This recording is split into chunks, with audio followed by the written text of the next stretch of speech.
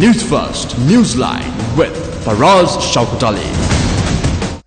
And jolly good morning to you. This is Newsline, live as always from the Newsfirst studios in Dawson Street in Colombo.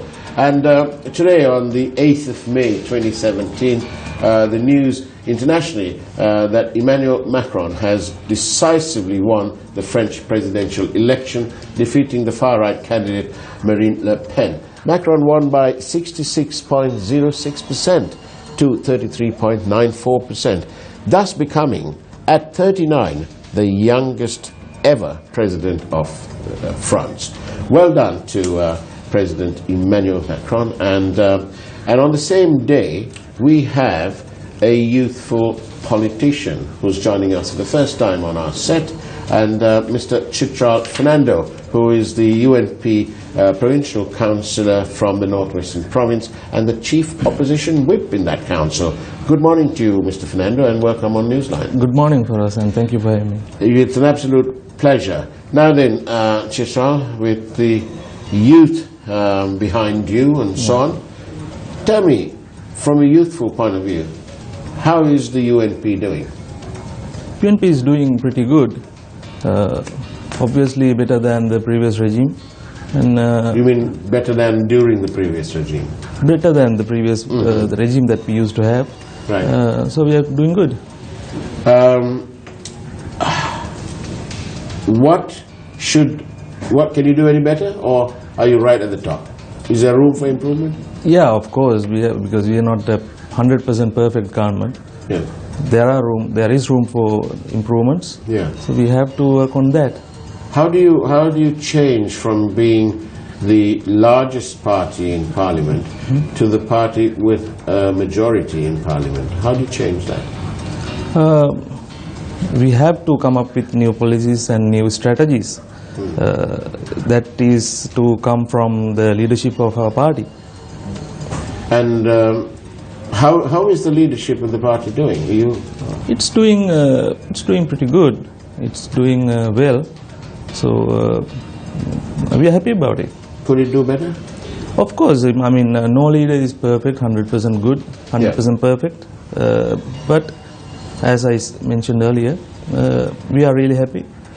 As a party, what should the UNP be doing to get better?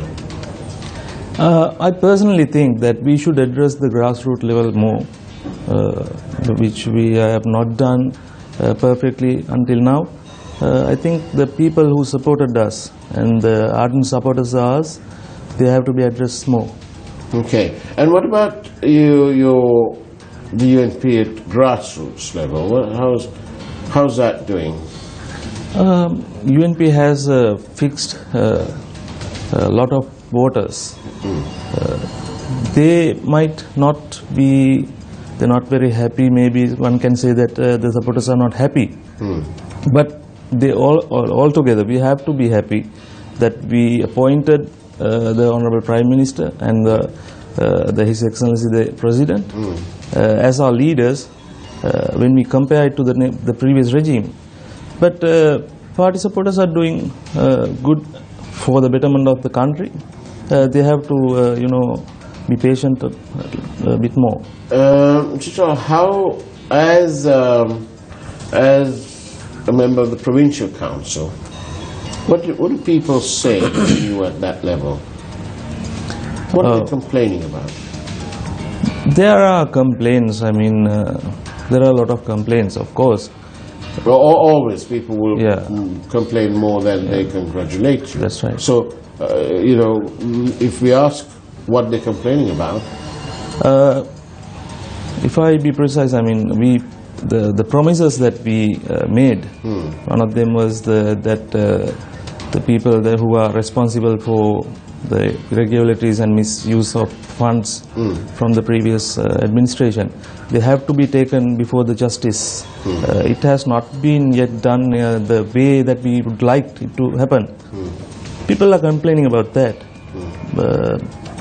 And I personally also think that it should happen very fast. As again, as politician who's up and coming, and then from not yet in Parliament. Yes. Do you sit back and look at it and think, oh my God, we've got to do something about this? What is this oh my God moment? What is the thing that is on your mind the most? As I mentioned, the people who we used to take into the spotlight in our election period, we with several allegations. Yeah, you're talking about the previous government, the previous regime. Yes. Yeah. Yeah. They have to be taken before the law, because as a lawyer, for the first 6 months to 1 year, I thought there has to be a procedure. There has to be several steps that we have to adhere to. But now it has gone too far. I think we have to take actions pretty soon. Do you think there's actually corruption from the previous government? Of course, of course. But if it's so easy, how come? As a lawyer, you'll know whether it's easy or not to bring a prosecution. Why is it taking so long? 2.5 years. Yeah. Not a single one of them is, apart from using state resources like cars, which is important. But what about all these allegations of the big-time frauds and commissions from vanity projects and so on? Yeah. What about that? Yeah, we have. I mean, the Honourable Prime Minister or the Excellency the President, they can't go to them and grab them by collar, come back and put them in jail. Right. There is a procedure. Yeah. We have to expedite that procedure. But do you think it would have been helpful during the election, during the campaign, to have told people, look, we'll go after them, but it'll take some time because we have to follow procedure. But the public perception was that these wrongdoers from the previous regime would be hauled up and charged and dealt with very soon. That was the perception.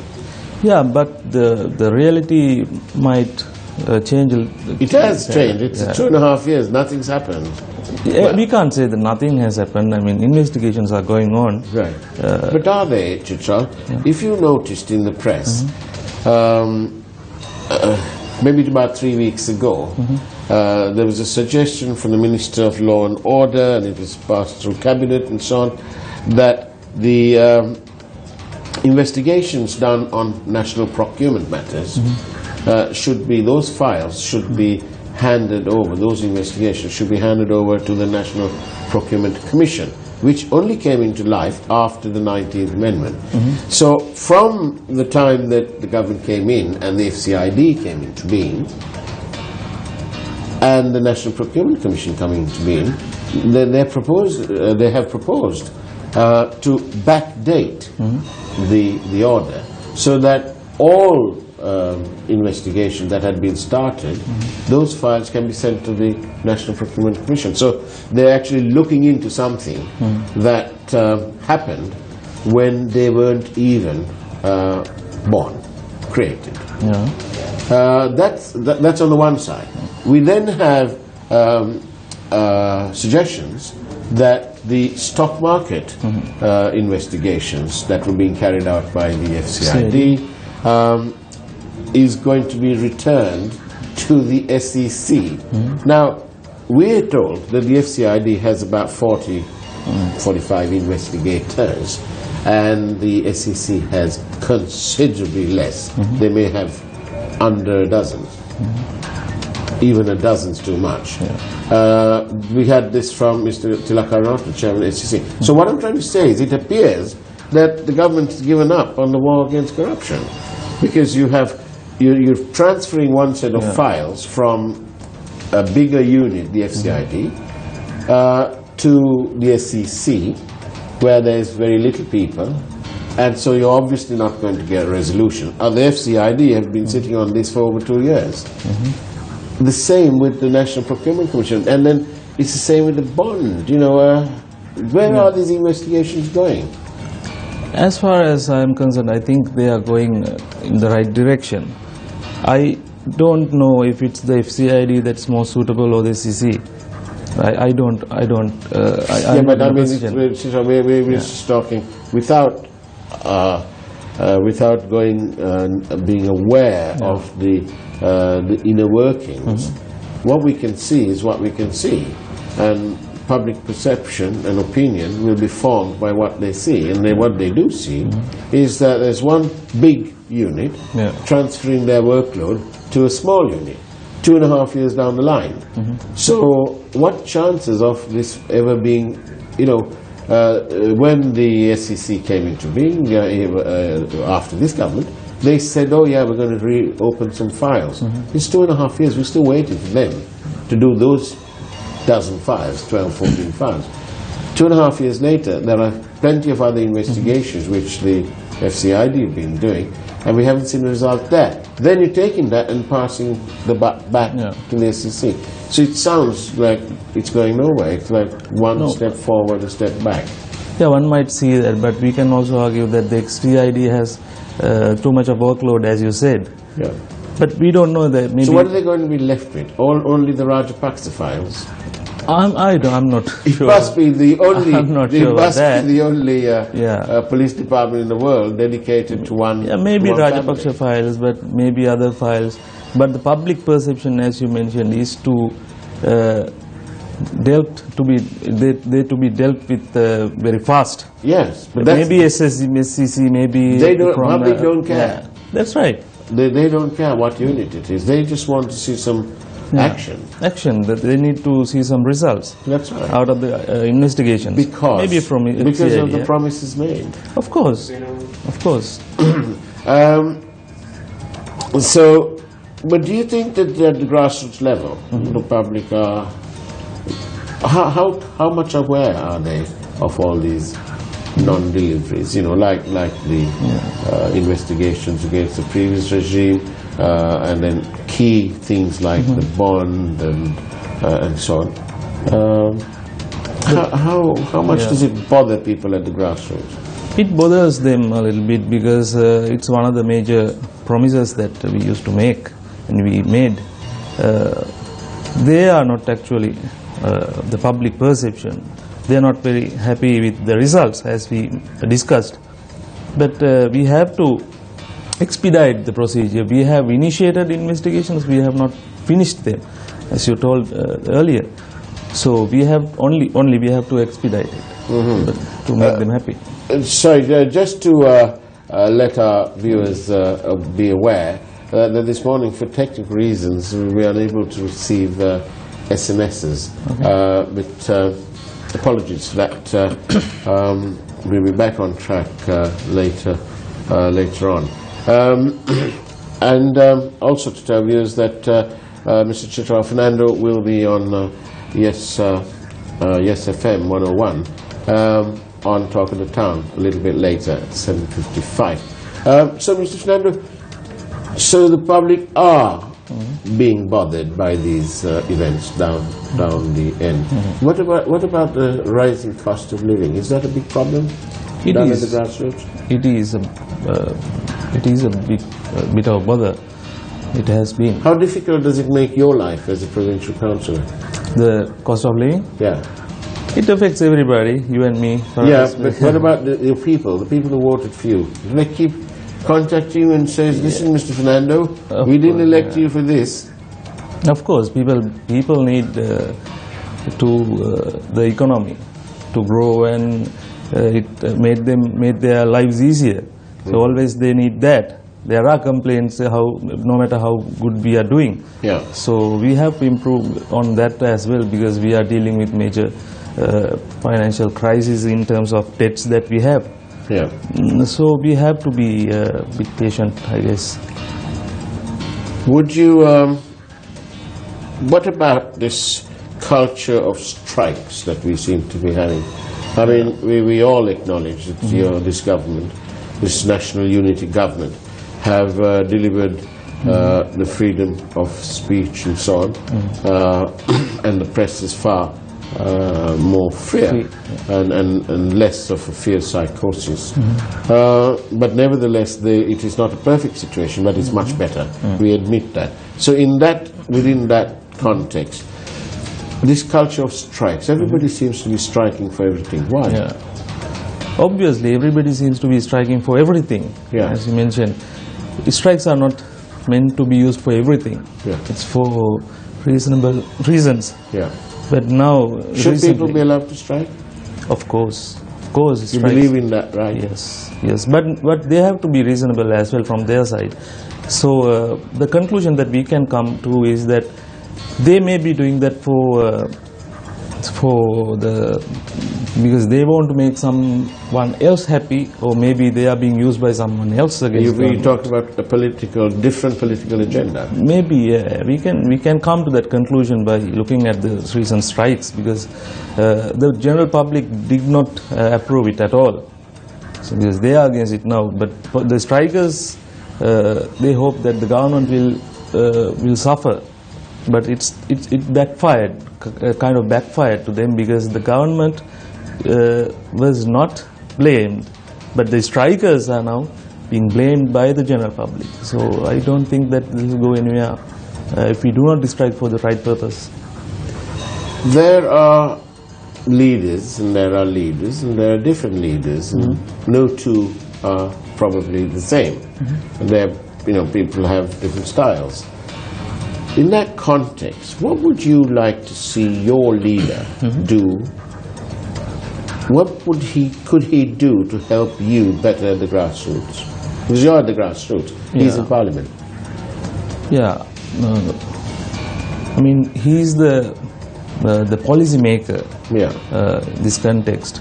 But as you mentioned, we would like him to go to the grassroots level more and talk to them in the grassroots level more, but it would help us. But we have, not every leader is the same. Right. We used to have leaders that go to the grassroots level and talk to them and while they are babies, and come back to Colombo and doing not so good to the grassroots level. So instead of that, I like that my leader is not very much into the grassroots level, but he's making the right policy at the top level.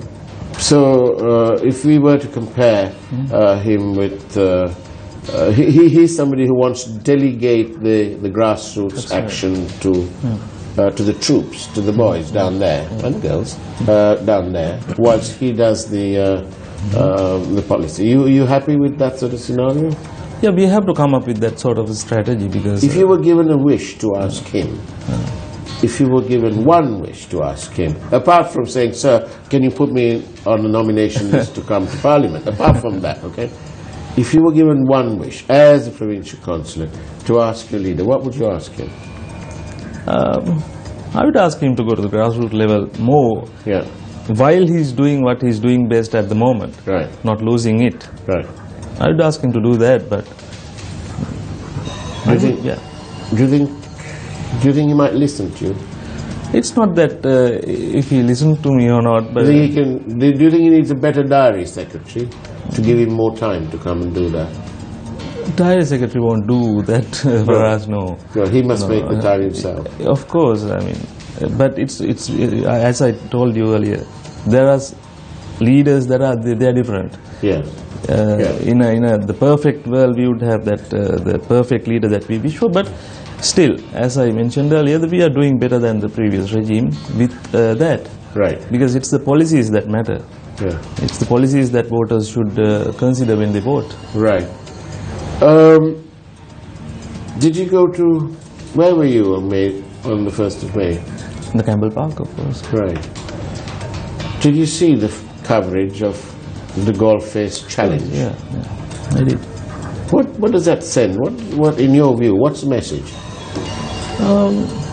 It doesn't make a big difference. Actually, to be fair, everybody was happy, all the parties, because they all did great. Yeah. They all did great. So when so much of people turn up, what's the message, you think? From the Golf Face? not only golfers, from golfers, you had loads of people turning up. You had loads of people turning up at Camel Park, loads of people in Kandy, and loads of people at BRC, and so on. So there are a lot of people. It's good. Do you think the people are conveying a message? Yeah, I think it's good to see a lot of people at every places. Yeah. Because it's good to see people engage in active politics like that. Yeah. I mean, it's really good. I think they are interested in politics more than before. But, Mr. Fernando, I put it to you that a lot of people, some people came, a lot of people were brought in. It's normal. But equally, and more importantly, a whole lot of people were watching. And even if there was 1 million who came, and there's 14 million voters, there's 13 million who are out there watching. Watching and sending to see what? To see whether this government is going to deliver on its promises. It's been a long time. Isn't it a bit tiring for you? No, I mean, it has only been 2 years. 2 years? It's only, it's about half, almost, just under 50%. Yeah. Of course, now what we, from where we started, I'm really personally happy that we are at this point, at least after 2 years, because it was not a, a very good situation when we took over. So I'm happy. But when you all took over, the dollar was about 130. Today it's over 150. Projects have stalled. They've recently restarted.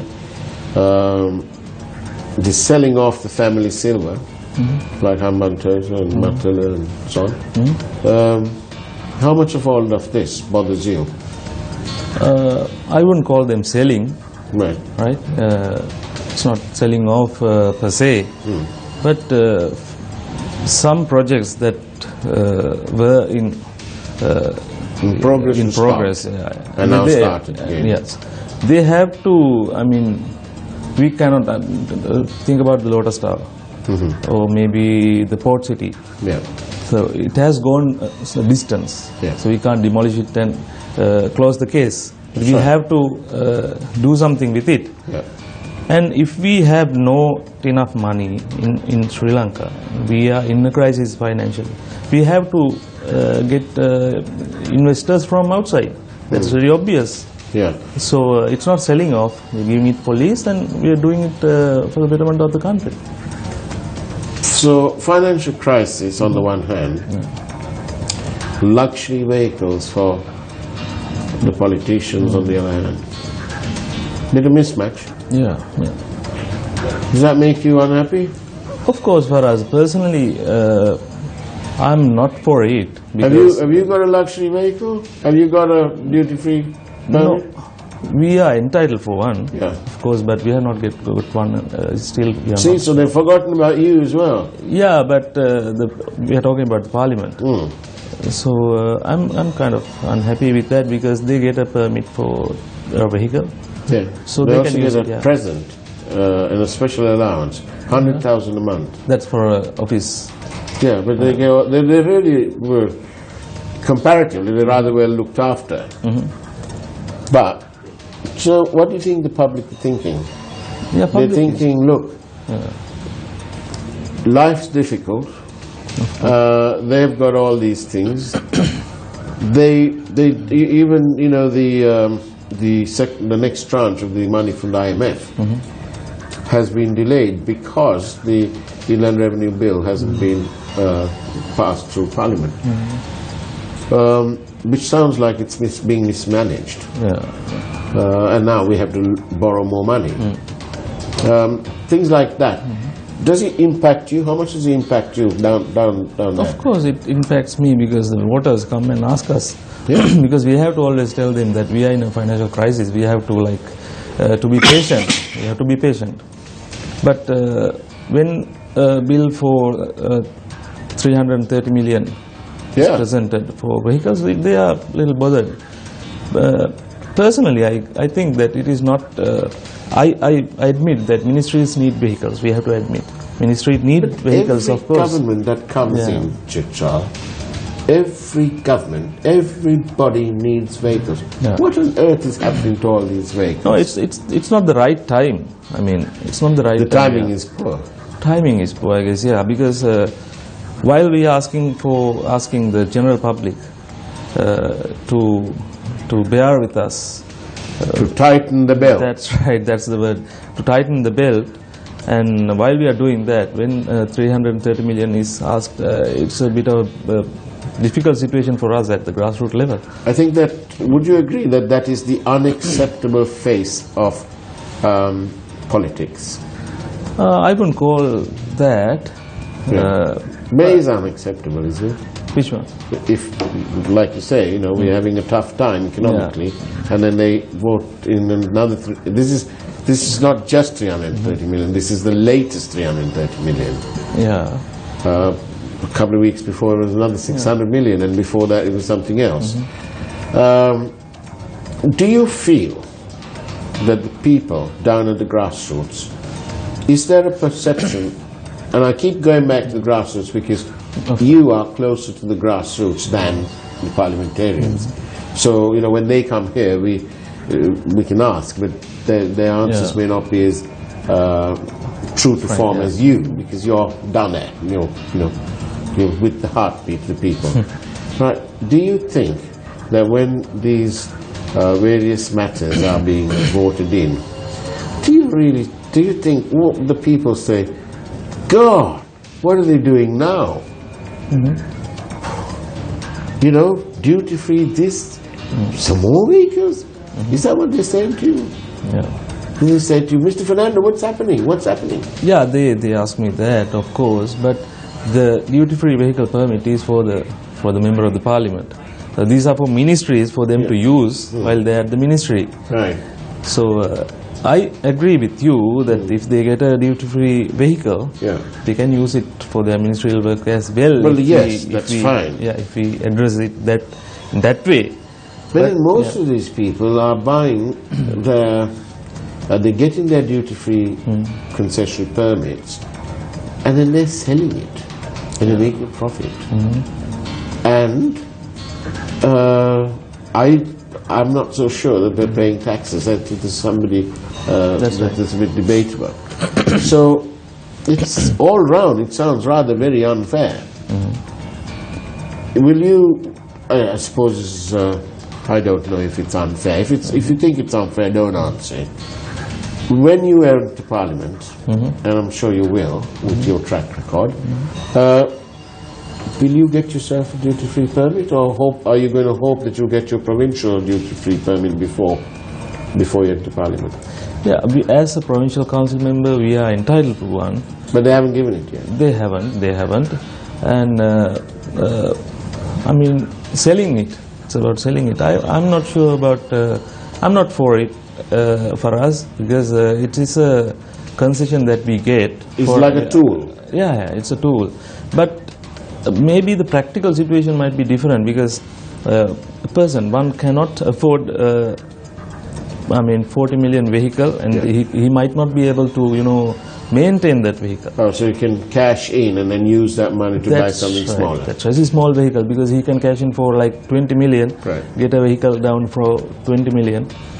He might be able to maintain it better than what he can do with a 40 million vehicle. In that situation, I guess we have to be practical. But selling it off and getting a bigger vehicle is like, I don't think it's fair. Not I don't think, You've been very upfront and open, and we thank you for that, actually. I hope you don't get into too much trouble, but you shouldn't. Tell me, do the people ask you, where are the elections? Are they rooting for elections down there, the grassroots? Yes, they are, because the provincial, the Pradesh Sabhas and urban councils, they are doing slightly different with the officials, but without members. People would like to have an election, I think, yes. Will it happen? It's not for me to decide, I don't know. But what's your gut feeling? I guess it should come soon. I mean, there's nothing to worry about having elections at the moment, so we can go for election. It's not for me to decide. Of course. Yeah. But, Chipchop Fernando, thank you very much for being on Newsline. Thank you. It's been an absolute pleasure having you. Thank you, Faraz. Thank you. Do come back on, we have several other programs. Perhaps you would like to grace us with your presence. Of course. And thank you very much. And that's it. That's the way it is on the 8th of May, 2017 from Newsline. Take care. God bless.